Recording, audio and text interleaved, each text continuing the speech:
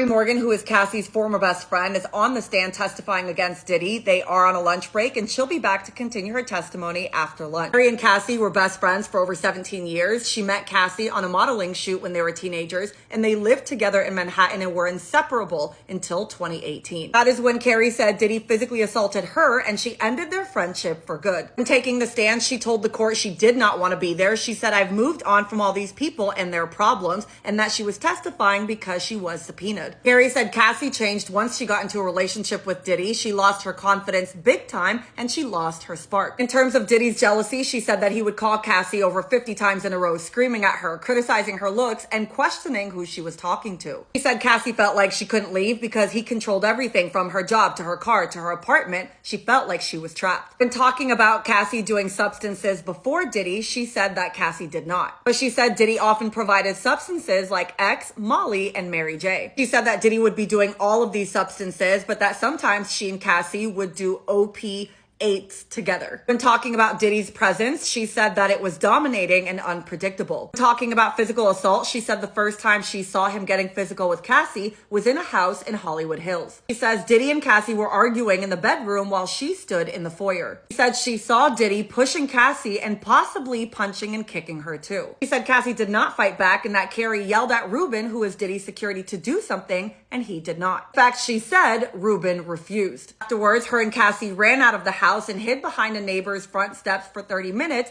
as Diddy searched for them. Second major alleged assault that she witnessed was in Jamaica in 2013. Cassie was taking too long in the bathroom and Diddy snapped. She heard gut-wrenching, terrifying screams and then saw Diddy dragging Cassie by the hair down the hallway. She alleged she saw Diddy push Cassie to the ground. Cassie hits her head on the brick and collapsed into a loose fetal position. Carrie said she thought Cassie was unconscious. Cassie later ran barefoot into the woods and that she and Diddy got on separate golf carts looking for Cassie. She found Cassie and they hid in a ditch for hours. The other incident was the hotel surveillance incident at the Intercontinental Hotel. Said when Cassie came home, she was wearing a hoodie, she had a black eye, and she collapsed on the couch and appeared numb. 30 minutes later, Diddy showed up banging on the door with a hammer trying to get in. Carrie said she was terrified and called Diddy's assistant and security, begging them to stop. Police eventually came and Cassie refused to show her ID and cooperate. She told the court she didn't think Cassie cared if Diddy came in and unalived her. Carrie now talks about her own assault that happened in 2018. Carrie said when Cassie was in the bathroom, Diddy came up on her, choking her, and then he threw a wooden hanger that hit her in the head near her ear. She fled the apartment and texted Diddy's assistant saying he's going crazy and he lost it, but the assistant shrugged it off. Carrie said she considered filing a lawsuit, but about a month later, Cassie came